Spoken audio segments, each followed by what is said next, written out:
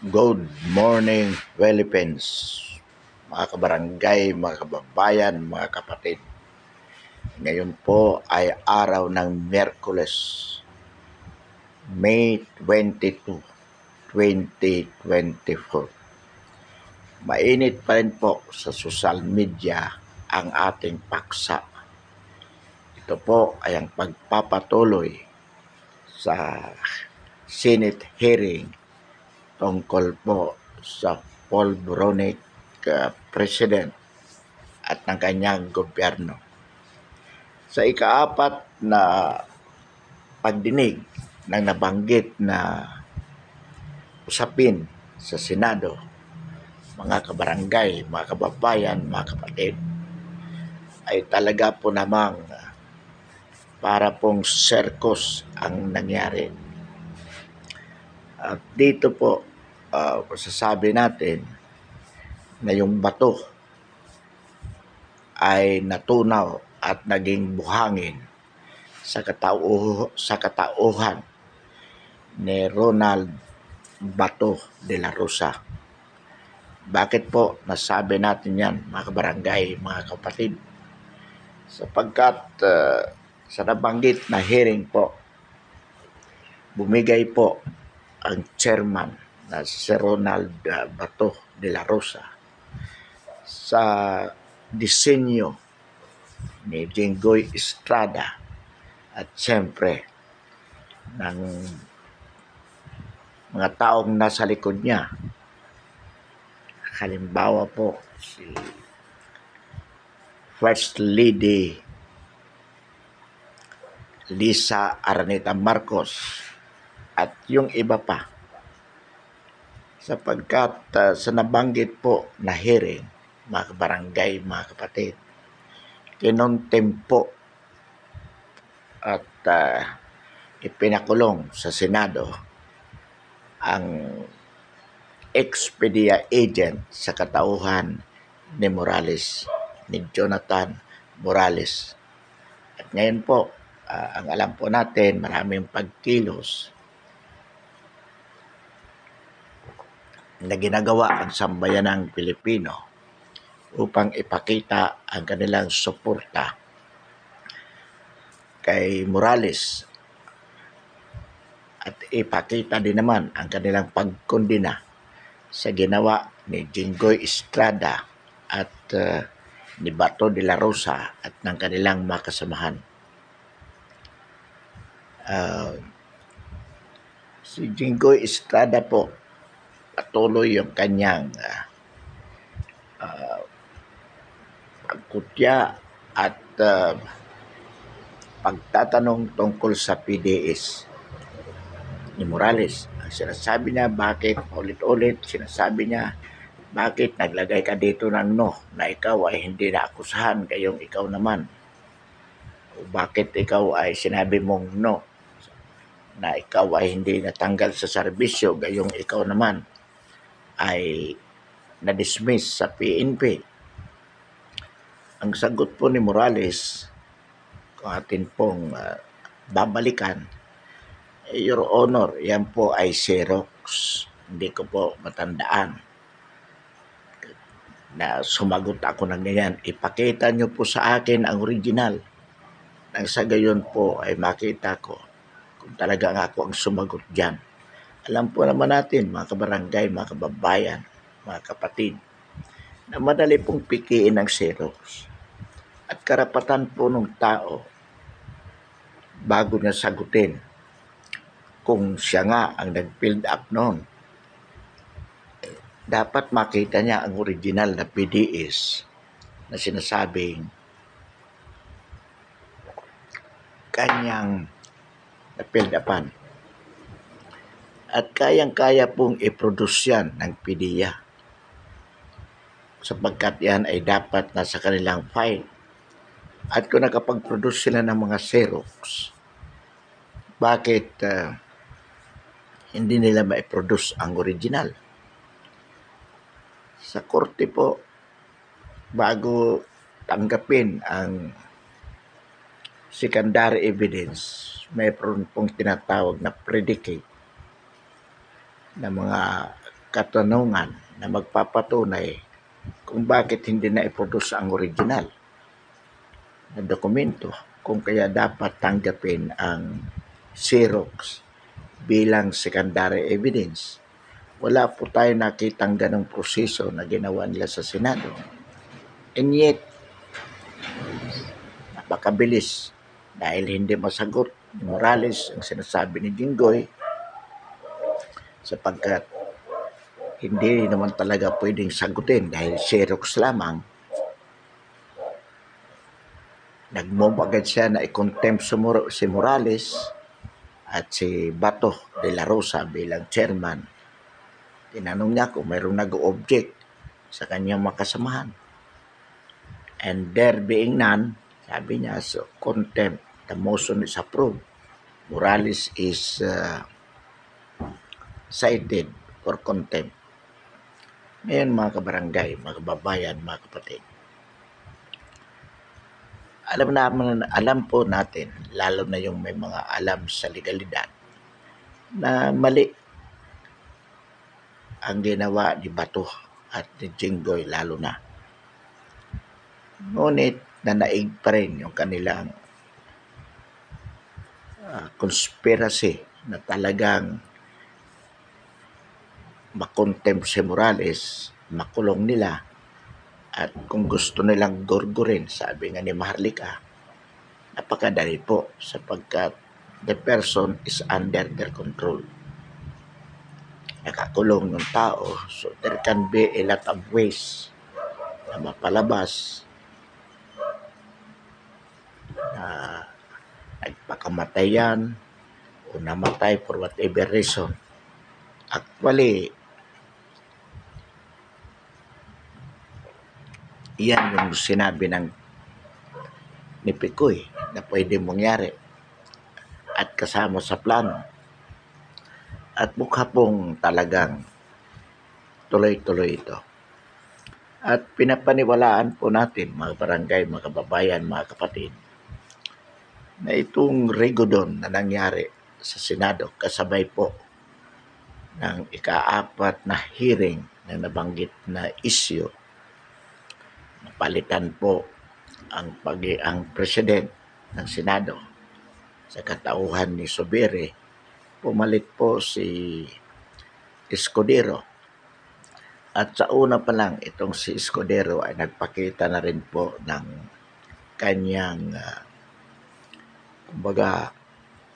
pagpanig sa kasalukuyang administrasyon upang palabasin na talagang hindi totoo yung binibintang ni Morales na si Pangulong PBBM ang talagang ay talagang bangag at dapat na hulihin nila sa Rockwell, sa condominium sa Rockwell na pag-aari ni Maricel noong 2012 at si Bongbong Marcos ay noong mga panahon yun ay kasalukuyang senador pa lamang.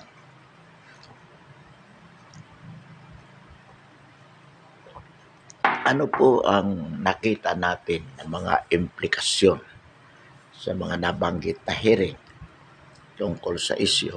Una po dyan, makikita natin yung conspiracy to cover up the truth as exposed by Morales among the PDEA agency, the Senate. Ito po, talaga between the PDEA, the Senate, or even the PNP. So, makikita po natin, mga barangay, mga kababayan, mga kapatid, na mismo ang gobyerno ang pinakamalaking sindikato sa ating bansa. At ang nakakalungkot po dito, ito po ay kinasasangkutan ng mga matataas na opisyal ng ating pamahalaan. And no doubt na talagang sa ganitong kalagayan, sistema ng pamamahala with the kind of government officials that we have, the Filipino people all the more are really being pinned to, to poverty. Lalo po tayo maghihirap sapagkat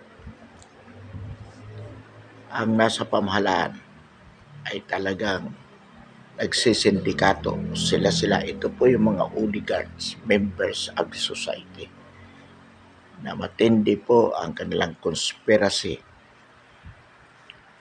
under the pretext of serving the people, and yet sila po ang talagang sa tunay na buhay ang nagpapahirap sa mga mamamayang Pilipino. So, katulad po sa ngayon, sa pamahalaan ni PBBM, with the circle of addict government officials, itong mga kabatch niya, mga kumbaga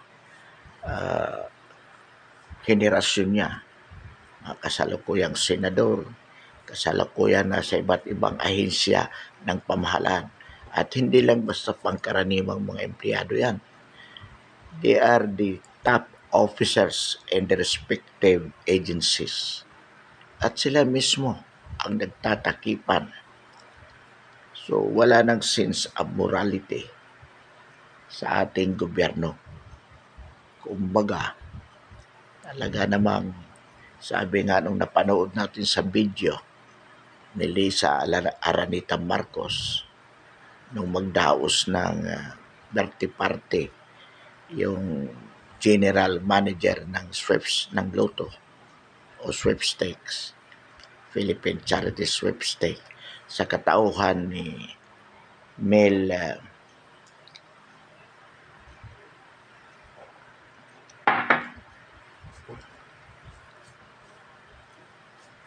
Robles ba yun? Ang sabi ni Lisa, Mel, kaya tayo naririto para bumangon upang maging milyonaryo. So ganito po mga kabarangay, mga kababayan, mga kapatid, ang kalagayan ng ating bansa. At nasa Malacanang po is in the heart of the syndicate to amass wealth at the expense of the Filipino people. Yung mga senador, katulad ng po niyan, si Chis Escudero as President of the Senate, tinanong nga po siya kung tungkol dyan sa kung ipagpapatuloy ba ang hearing. Sabi niya, hindi naman ako nakikialam dyan, pero paalala ko lang, dapat katulad daw ng sinabi niya ng unang hearing, dapat magdahan-dahan dyan. So,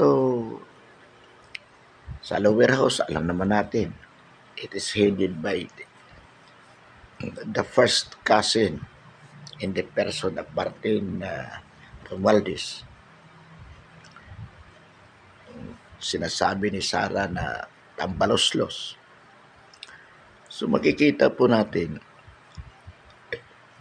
yung grand conspiracy between the executive and the legislative department upang lalo silang magpayaman, yung mga taong naririyan, yung mga we are talking of the top officials of the said departments, yung mga pangkaraniwang empleyado, hindi po nagagawa yan. Although there are some, pero hindi naman ganun katalamak.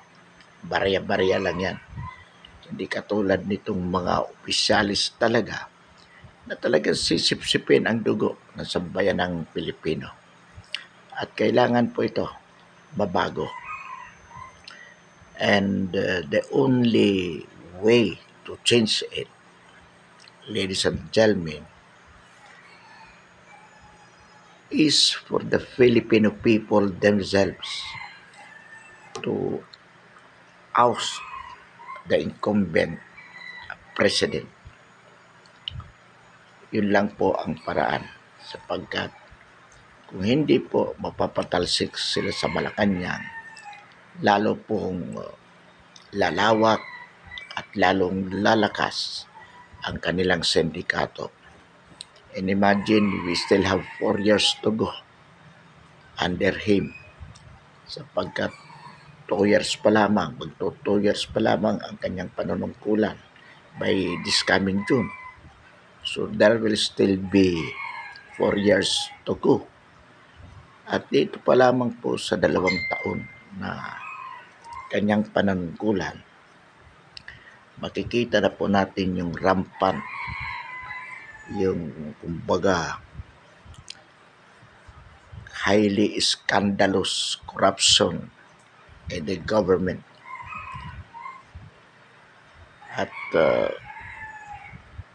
mukha po talagang totoo na bangag ang ating Pangulo.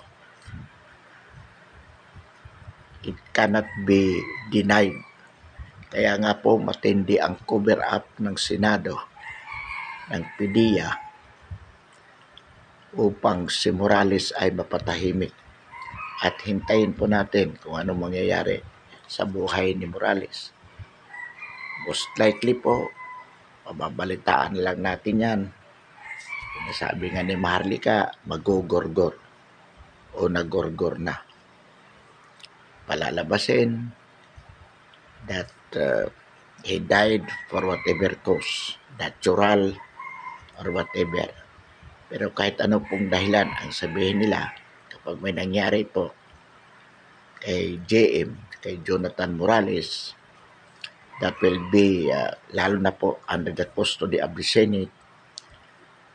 So by command responsibility, kailangan po dyan managot. At imposible namang papanagutin nila. But morally, ang may dapat managot po dyan si Bato, si Jinggoy, si Escudero. Yan po mga leading personalities sa Senado. Of course, with the PDEA chief agency at yung mga ibang tao dyan sa PDEA. Number 1, of course, yung kanilang hippie na si Lasso. Pag nangyari po yan, mga kabarangay, mga kababayan, mga kapatid, legally speaking, hindi po sila mapapanagot sapagkat wala namang magte-testify na kanila talagang ginawa yun. Madaling palabasin sa autopsy yan na death is caused by natural causes. Madali yan sa autopsy report. Pero sa atin pong mga mamamayan, alam po natin kung gaano katindi. Pag nangyari po yan kay Morales, that is a message from this government that any person who go against them can just be easily disposed of in whatever way. Yan po ang mensahe. Ngunit mga kabarangay, mga kababayan, mga kapatid, hindi po natin papayagan ito. With the media technology going on,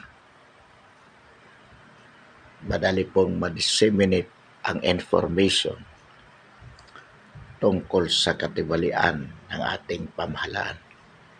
So, ang kailangan lamang po, everyone has to cooperate disseminating the informations using the media technology. Then, sabay-sabay na pagkilos upang gawin ang EDSA-3 na dapat siyang magpatalsik sa kasalukuyang Pangulo. At dapat po pagpatalsik ang Pangulo, magkaroon ng pagbabago sa saligang batas, buwagin ang Senado at itayo po ang parliamentary type of government. Ito po yung ating advokasya nang sa ganon hindi na po maulit itong mga ganitong karmaldumal na pangyayari sa ating bansa. Mga kabarangay, mga kababayan, mga kapatid, kung hindi po kikilos ang sambayan ng Pilipino, hindi po mapapatalsik ang kasalukuyang Pangulo. So kailangan po sabay-sabay na kumilos ang sambayan ng Pilipino, mga sibilyan, yung mga men in uniform sa ating armed forces at sa PNP. Kailangan po yung mga matitino, maraming matitino dyan, alam po natin. So, kailangan lamang po ang tamang panahon. Ito pong ginagawa ng mga maisog realista kung saan-saan ginaganap po nila ito sa iba't ibang bahagi ng bansa.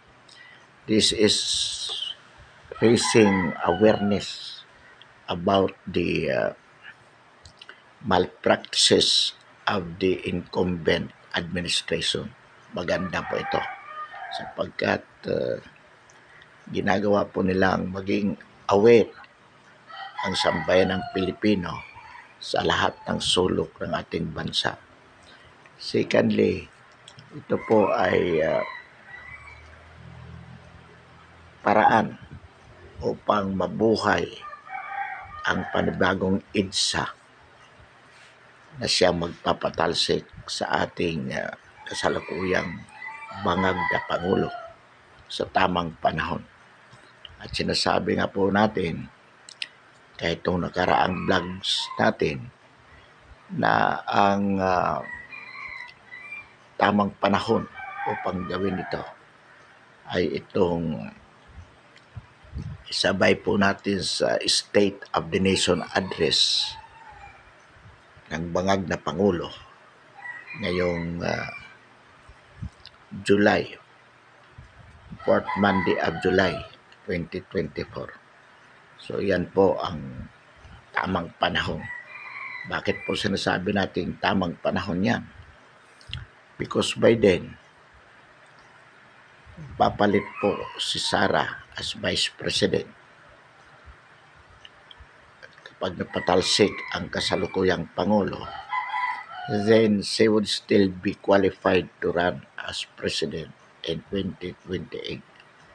So, mas maganda po na magkaroon ng mas mahabang panunungkulan si Sara Duterte sapagkat alam po naman natin compared to anyone else na si Sara po ang makapagpapatuloy sa legacy ni dating Pangulong PRRD. Ito na lamang po ang ating pag-asa pansamantala, mga kabarangay, mga kababayan, mga kapatid. At kailangan pong gawin natin ito sa madaling panahon. Yan nga po ay sa July ng taong kasalukuyan. At dapat po mabuwag ang Senado. Inuulit po natin, ang Senado ay isang institusyon na inutil po, walang silbi sa sambayan ng Pilipino. Ito po this is the vestige of oligarchy in the Philippines na siya pong nagpapatuloy upang ang kahirapan ng masang Pilipino ay may pagpatuloy at lalong babaon sa kahirapan ang sambayanan. Samantalang sila po naiilan ng mga oligarkiya ay nagpapasasa sa kayamanan ng sambayanan. Kaya inuulit po natin, mga kabarangay, mga kababayan, mga kapatid, ito na po ang panahon upang tayo ay magkaisa, magkatulungan at magkaroon ng political will para patalsikin ang kasalukuyang pamahalaan nitong bangag na ating Pangulo. Huwag po tayo matakot. Sabi nga ng kanta, ang takot ay nasa isip lamang. Ang mahalaga po, mailagay natin sa tama ang ating gobyerno. Nangyari po ito noong 1986 at noong 2001, yung EDSA 1 at EDSA 2. Bagamat ang pagkakamali ng mga Pilipino doon, nagkapaglukluk tayo noong 1986 sa katawan ni Cory Aquino na lalo pong nagpalala sa kahirapan sapagkat bumalik ang oligarchy na lalong nagpalakas sa kanila. Lalo silang yumaman ang mga oligarkiya habang sampayan ng Pilipino ay nabaon sa kahirapan. Noong panahon po, GMA na mapatalsik sa IRAP, sa atin pong obserbasyon, naging maganda naman po ang layunin ng dating Pangulong GMA. Bagamat maraming nagsasabi pa rin na malakas ang korupsyon. Pero sa nakita po natin, isa po si GMA sa masasabi natin naging mahusay na Pangulo ng ating bansa. Undangan nga lamang ay hindi po sinuportahan ng mga nakapaligid na opisyalis sa kanya na sindikato din po siya ng mga bata ni Pinoy. Trinidor po siya ng kanyang mga kasamahan. Yung hayat din ng mga opisyalis na GMA na bumaliktad sa kanya upang iluklok si Pinoy. At nung panahon ni Pinoy, lumakas po ang droga. Pag-upo ni PRRD, bagamat hindi tuluyang nawala, pero malaki po ang nabawas. At itong pag-upo ni PBBM, 2 taon pa lamang, lumakas po. At dito natuklasan natin sa hearing na ito na mismong PDEA people, lalo na ang mga hippie nito, ang protector ng mga drug syndicates sa Pilipinas. At no wonder sapagkat mismo ang Pangulo at ang serkulo ng kanyang official family ay mga bangag na din. They are in conspiracy with the drug posers and drug users.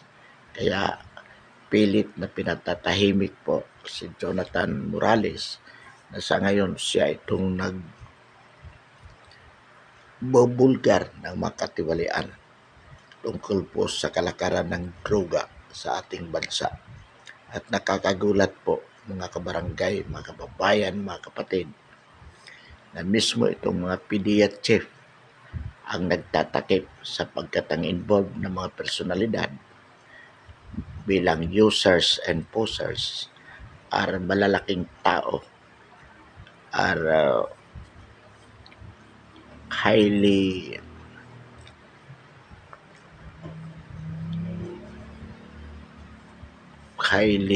respected, highly known in the society.